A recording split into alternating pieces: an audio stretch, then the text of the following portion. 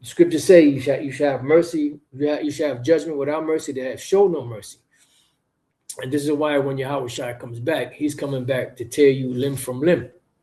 And the scripture that came to mind was 2 Ezra 13, how there's not going to be any form of mercy when the Lord comes back. He says he's going to roar like a travailing woman. He's going to roar like a lion.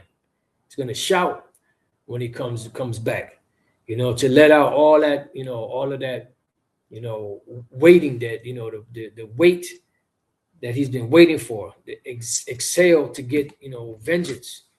Finally, the Heavenly Father, Yahweh, say, okay, son, you can go.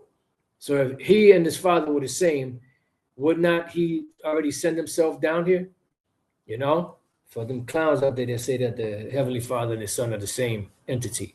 So 2 Ezra 13:1, it says, and it came to pass after 7 days, I dreamed the dream by night. Oh, and by the way, Christians are now using the Apocrypha, trying to go to the Apocrypha when they condemned it before, especially them so-called apologists. They're trying to use the Apocrypha now, trying to get their game up, as the Elder Apostle Ahrayamlab pointed out, coming against the Hebrew Israelites. You clowns didn't know how to what's the word I'm looking for? Debate as far as, street debates with scriptures. All you knew was that, this manuscript or that manuscript, like that clown, Dr. James White, the Edomite, and then you go to this manuscript and that manuscript say, I beat you. Fuck out of here. So it says, and lo, there arose a wind from the sea, and that it moved all the waves thereof. And I beheld, and lo, that man, which is YAHAWASHI, waxed strong with the thousands of heaven, which are the angels. So YAHAWASHI and the angels are coming back to kick ass. And they have advanced, super advanced, out of this world, futuristic type weapons. This is why I believe it was two retired Air Force pilots, if I'm not mistaken, if I remember the report correctly, that reported that when they saw these chariots, their technology was 100 years to 1,000 years more advanced than anything that the American military has. And remember, America, they're not shy. They're not bashful. They don't, draw back when it comes to using that technology. They show no mercy. So when YAHAWASHI comes back, he's not going to show any mercy because he's coming to wage war. All right. It says, and when he turned his countenance to look, all the things trembled that were seen under him. Right. Because, matter of fact, this brings to mind, let's go to Luke 21.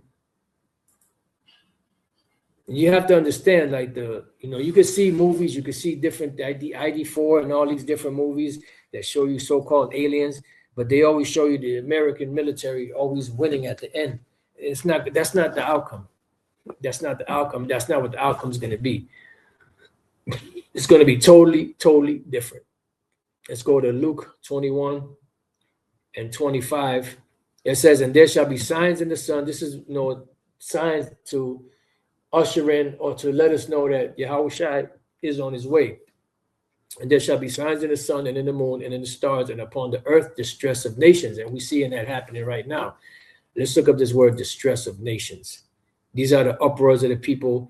You see, there was a massive protest going on in Iran until, there was a blackout in the internet, and that signal was blocked out. Starlink was blocked out by the Iranian forces, So, Sunoke, a holding together, a narrowing, the contracting part of a way, metaphorically, straits, distress, anguish, right?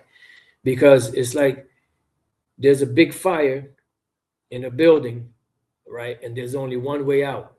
And there's 500 people in that building trying to get out. And they're all trying to go out that one way. And it's a slow, grueling, agonizing wait. You don't want to get burned. But people are moving slow because only 1 or 2 people can get out at a time, and you got 500 people to go, and that thing is starting to burn quickly, So it's a distress of nations. So they're perplexed, they're distressed, they're catching hell, they don't know who to blame. They're blaming their governments, they're blaming America, So this is all part of the signs that YAHAWASHI spoke of, that that would be happening on the earth prior to him coming back.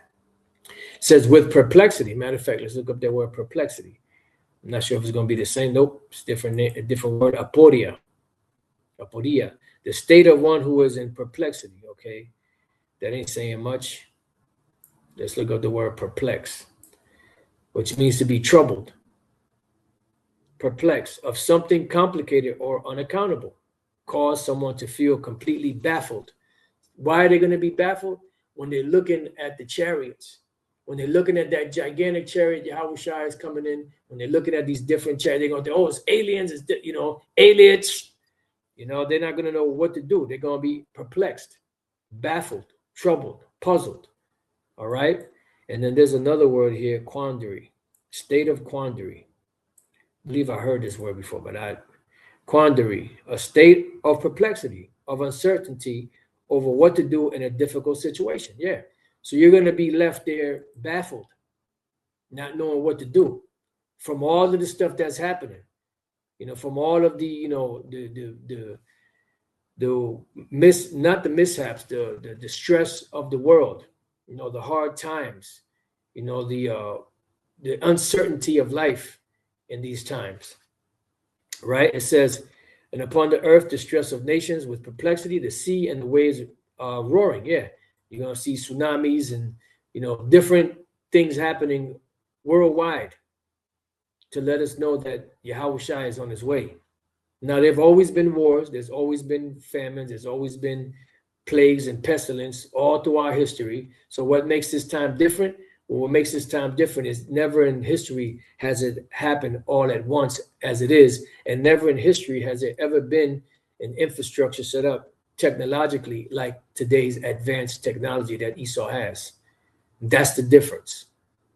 And this is the reason why the Lord allowed this devil to tap into that technology to set up what we know today as the internet, to be able to propagate this word even more all over the planet, because the Lord said that when this gospel is preached throughout the four corners of the earth, then the end shall come. And Christianity, Roman Catholicism, Buddhism, Hinduism, Islam, all of those different religions have been around for ages. People know everywhere around the world you go to, they'll know about, even if they don't accept it, they know about Christianity, they know about Roman Catholicism, they know about Islam, they know about Buddhism and Hinduism and Taoism and all those other isms. But they don't know about this truth. But now they're starting to see it. So we're at that point now where the word of the Lord YAHAWASHI has taken effect upon the world. The words that we've been speaking through the power of YAHAWASHI through his Holy Spirit, the Ruach HaKodesh, are actually taking effect on the planet. They rocking the planet because the Lord said his words don't go out void. And they're causing, they're becoming activated, and they're starting to take hold and grip the world. And this is why we see the world in the chaos and turmoil that it's in. It says, men's hearts failing them for fear and for looking after those things which are coming on the earth.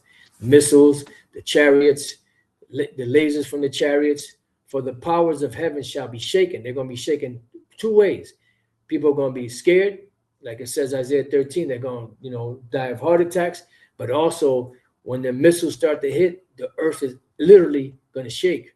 It's going to reel to and fro like a drunkard from the impact of those missiles and the vibration that they're going to cause.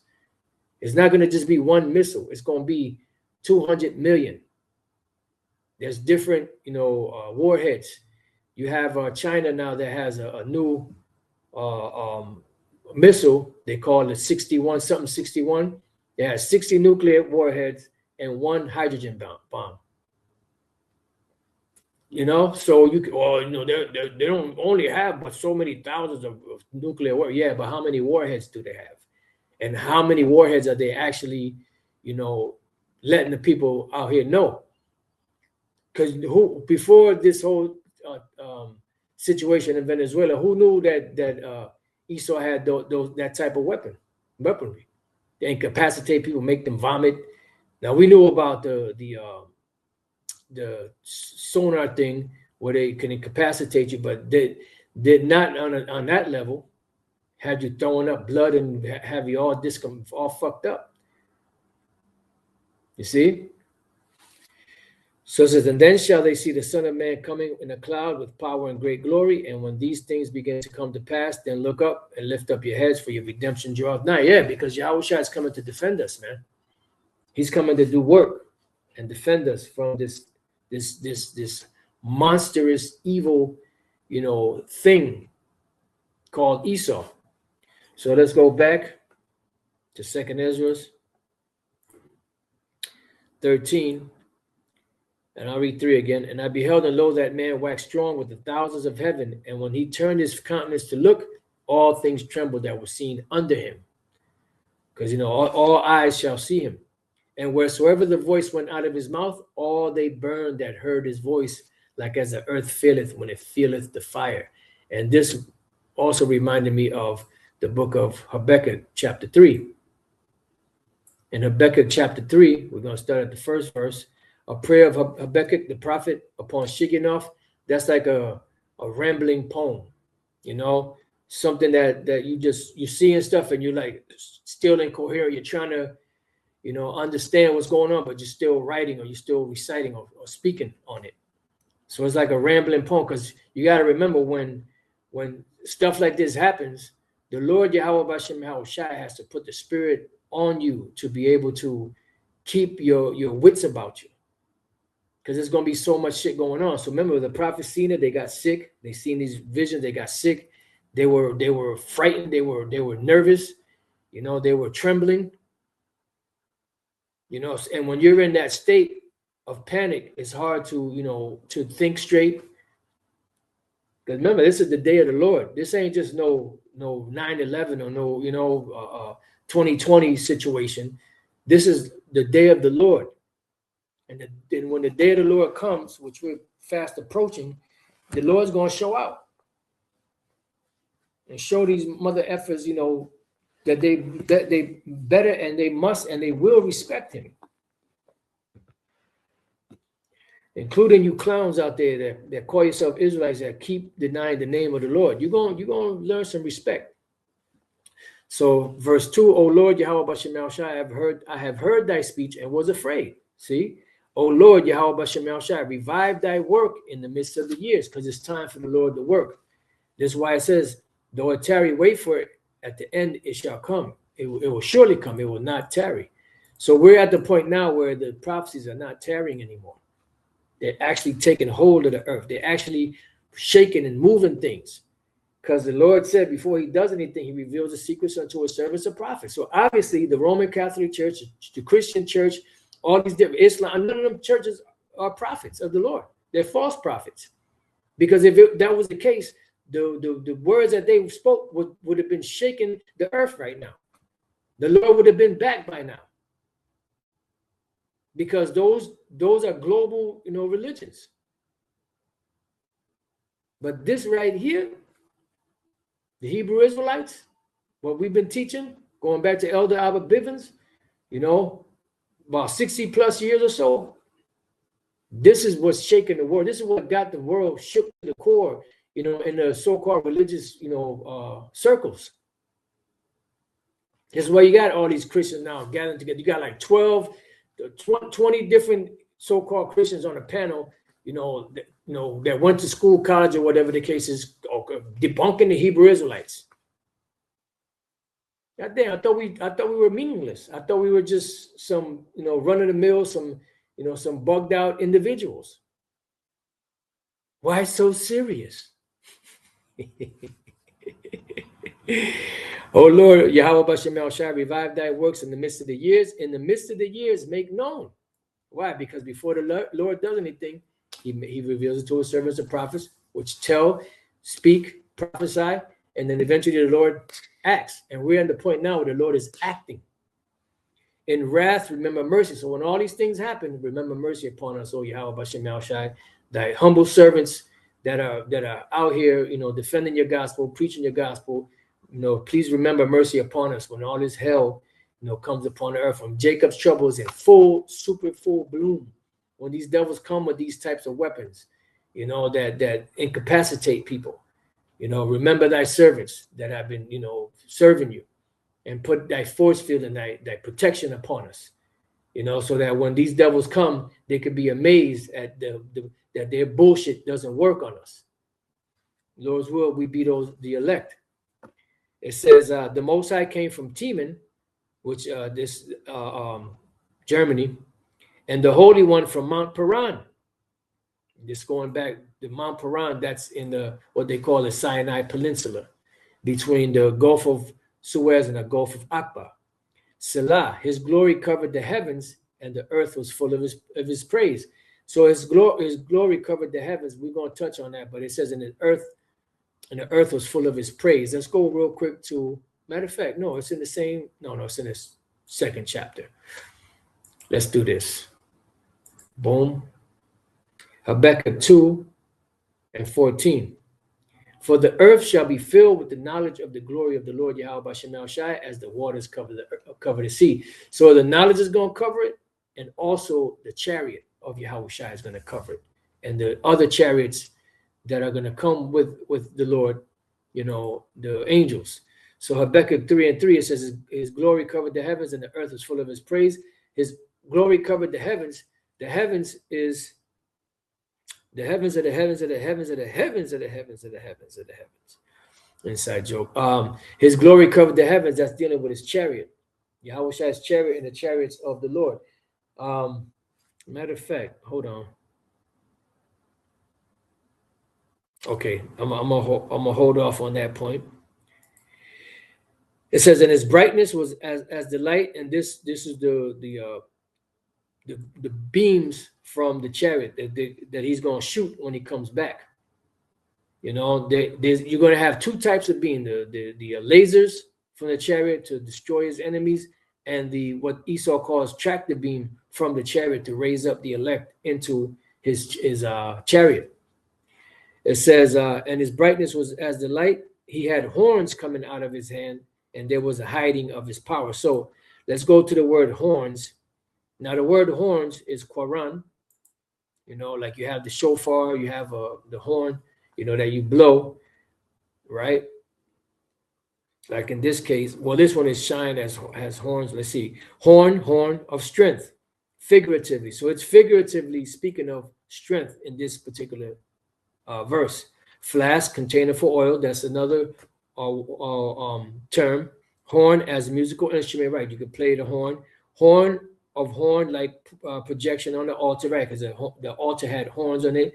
It also had bowls at the four corners to catch the blood, right? It says of rays of light, okay?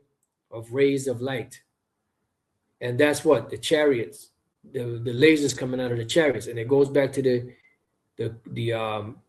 root word Quran, to shine, to send out rays, see? To display or grow horns, be horns. So you could use it twofold. In the case we're dealing with here, it would be the figurative sense of rays of light or the lasers from the chariot, so you can understand. All right. It says, and there was the hiding of his power. So let's go to the word hiding. The word is chaba yawan, goes back to the Hebrew word chaba, concealment, covering, hiding place. All right. He that remaineth in the secret place of the Most High shall abide under the shadow of the Almighty. Okay. So that's the hiding of his power. And that's why when we read here in 2nd Ezra, 13:4, and wheresoever the voice went out of his mouth, all they burned that heard his voice, like as the earth faileth when it feeleth the fire. All right. And we're going to get into some more of this, Lord's will. Let's go back. So back in Habakkuk 3:5 now, before him went the pestilence. And the pestilence in this case, the pestilence represents sicknesses, but in this case, it represents the lasers from the chariot. In other instances, it represents the missiles. That's a pestilence, a plague. A plague is something you can't get out of. A plague is something that once it gets you or infects you, unless the Lord is with you, you ain't going to be able to get out of it. It's going to consume you, right? It says, and burning coals went forth at his feet, which showing you is not talking about the actual pestilence. It's talking about the missiles, and the lasers from the chariots. Let's see. Let's look up the word pestilence. The word there is debar, which the word debar also goes to the word, to speak. Pestilence, plague, murrain, cattle disease, cattle plague. So it's a pestilence, it's a plague. But in this case, it's in the sense of destroying. You see? And what is that? That's the missiles and the rays, the laser beams from the chariot, right? It says, and one has what? Burning coals at his feet, because he's going to be up top looking down. The word there is rashap, for flame, firebolt. See, so he's going to be shooting firebolts, sparks. So the prophets explained what they saw in the vision according to the terminology that was available to them at the time. Let's just go there. Firebolt, thunderbolt, lightning.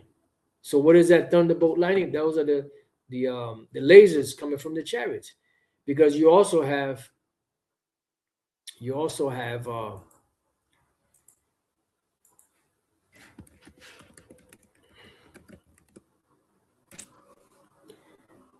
the law that was written with the finger of the Most High.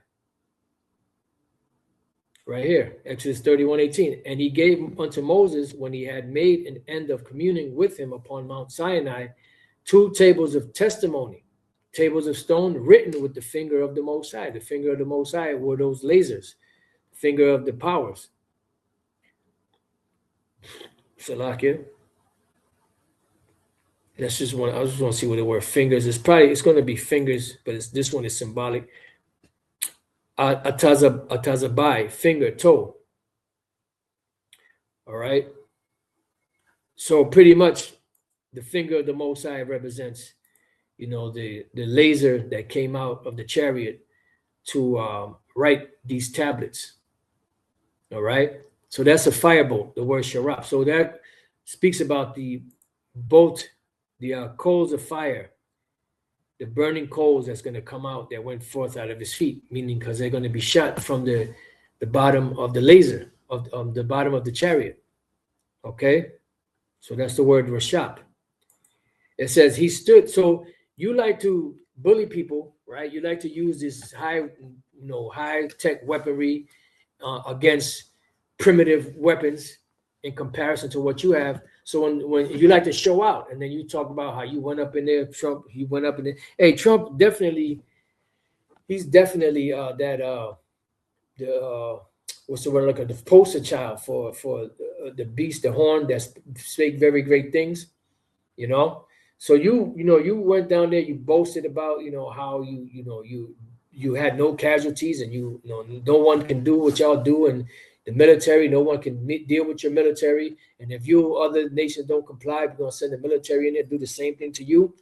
You like to brag and boast about that. So when the Lord comes back, he's not gonna show no mercy. He's gonna bust your ass sideways, front ways, back ways, upside down. He's gonna fuck you up all the way around, man. He ain't gonna show you no mercy. He's going to show you that the primitive weapons that you have are just that, primitive, although to the world they're advanced. Remember what those 2 retired Air Force pilots said, that the technology that they saw, they witnessed on the chariots, was 100 to 1,000 years more advanced than anything the American Army or military has. And they're going to show out when they show up. Oh, when they show up, they're gonna show out, and they're gonna show you what it is to really be a tyrant, because you are a fucking tyrant. You goddamn devils are fucking tyrants. That's exactly what you are. But now we're at the point now where you're no longer using soft power. You don't use soft power anymore. You come in with that hard power. Matter of fact, let's go here. Soft power.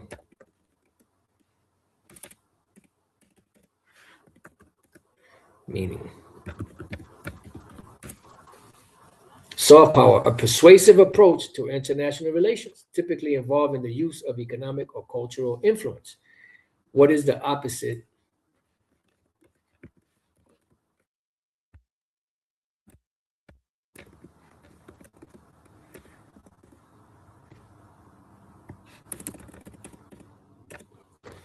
What is the opposite of soft power? The opposite of soft power, attraction and persuasion, is hard power, which relies on coercion, military force, and economic sanctions like threats or payments to compel other nations to act in a desired way. The exactress of gold, the golden city ceased. While soft power uses culture, values, and policies, also they use diplomacy, which is pretty much, in a nutshell, diplomacy. Hard power uses tangible resources like military strength and economic leverage to achieve objectives. And you use that. You don't have any discretion as to, well, these people don't have this type of weapon, so let's just give them a fighting chance. No. So when the Lord comes back, he's not going to give you a fighting chance. So going back to Habakkuk 3 and 6, he stood and measured the earth and beheld, Salakia, he stood and measured the earth. He beheld and drove asunder the nations, because the Lord is coming back to gather these nations, their militaries. Armageddon, the Valley of Jehoshaphat, YAHAWASHI, the Most High's judgment, Armageddon, mountain of the troops. And the everlasting mountains were what? Scattered. What are the everlasting mountains? These empires that have been established, these governments that have been established, that are going to be leveled, that are going to be brought under the power of the Lord. That's why it says in Luke 21, it says that the powers of heaven shall be shaken, meaning these governmental agencies that have these strong militaries are going to be shaken from the destruction that the Lord's going to bring upon them. It says the perpetual hills did bow. Also smaller governments that have sway and power. His ways are everlasting, because the Lord is coming to establish his ways upon the earth. This is why the Apostle Peter quoted Isaiah. We, according to his promise, look for new heavens and new earth, wherein dwelleth righteousness. That's what we're looking for, because this place sucks. This place is evil and wicked. And the only way you can enjoy this place is if you're evil and wicked. We're just here merely existing, as Elder Apostle Gabar always says. We're not even living. We're just existing here. And we feel like Lot, like the scriptures about just Lot, vexed with the filthy conversation of the wicked. Have to see this bullshit all every day. But the Lord's gonna wipe it away. One day, a real rain's gonna come through and wash all this filth away. Inside Job. It says, his ways are everlasting. I saw the tents of Cushan in affliction, and the curtains of the land of Midian did tremble. Yeah, because over there where the Lord, what they call the so-called Middle East, which is really, believe that's Western Asia, if I'm not mistaken, or Asia Minor. The scriptures call it Asia Minor. You're going to have a lot going on over there, because that is the amassing, the Joel 3s and the Revelation 16 and 16, gathering of the troops of the Lord. The Isaiah 34, which Isaiah 34 really applies to America, but all of these different militaries are being gathered over there for the final great judgment. Remember, the Lord said, my determination is to gather the nation, that I may pour upon them all mine indignation, even all my fierce anger. And that's what the Lord's going to do, the final battle of all battles, the final war of all wars, which they call World War III, the scriptures called the third woe, is going to take place over there on that side of the world. But America is going to be totally annihilated and left as a monument, a token of what it is. This is a reminder of what happens when you have a people that are so evil and wicked.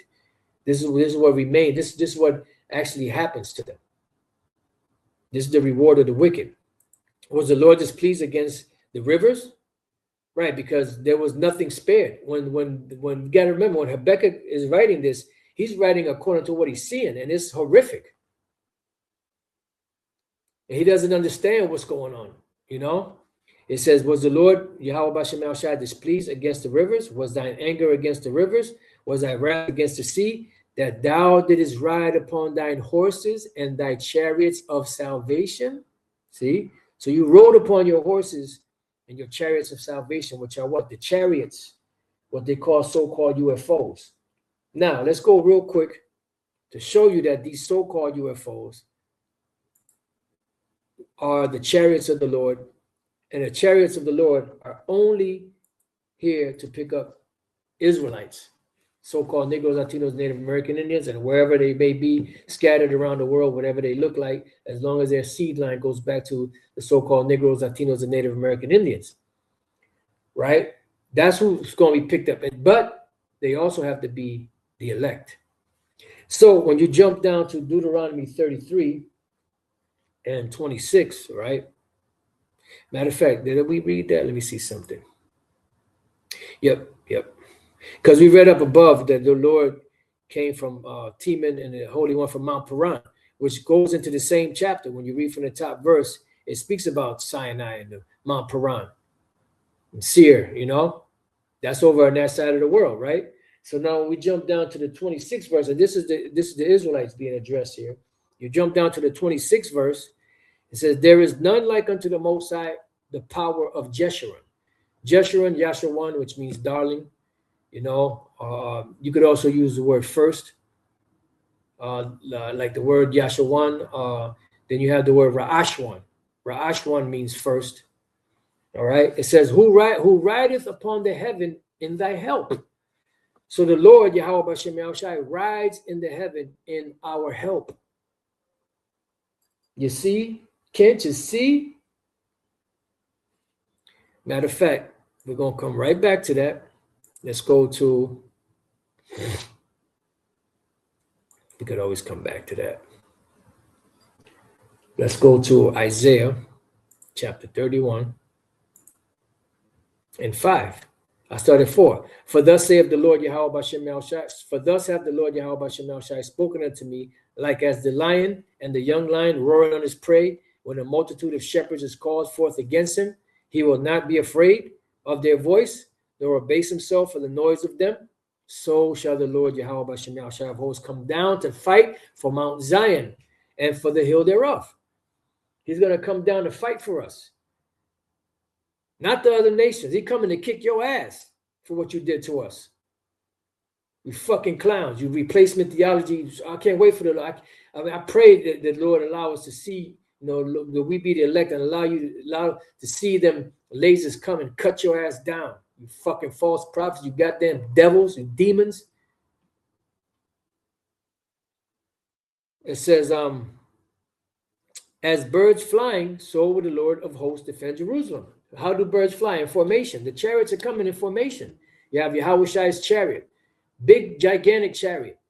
And then you have, you know, what are those other ships called that break off from the fathership, from the main ship? There's a term for it, you know. They actually, you know, disconnect from the main ship. Oh my goodness, man. Could you imagine that shit, bro? You know, not shit, but you know, could you imagine that? This big gigantic chariot, then you have other chariots, you know, breaking off from that one, and oh man, you devils are in trouble. You thought you did something in Venezuela. You thought you did something in Panama with your little stupid laser technology, your little, you know, gumball machine toys. You Homo sapiens and your guns. You thought you did something with that? You thought that's high-tech shit? That's low-tech, man, compared to the shit the Lord's gonna hit your ass with. Oh, he gonna fuck you up limb from limb. And he gonna have no mercy on you, just like you have no mercy on people. You beat him down with a continual stroke, he ain't gonna have no mercy on you, devils. He gonna rip you from limb. And your only saving grace that the Lord don't totally annihilate you for good is because you devils got to serve 1,000 years of captivity. Then after that, you're gonna be rounded up and burnt. And good riddance, because you motherfuckers are a goddamn plague. There's no other solution ever. If there's ever been a people on the planet that need to be, you know, is you motherfuckers, man. It's beginning with you Amalekites, you dirty motherfuckers, man. You rotten, dirty motherfuckers, man. Damn, you motherfuckers are low. You're the epitome of evil.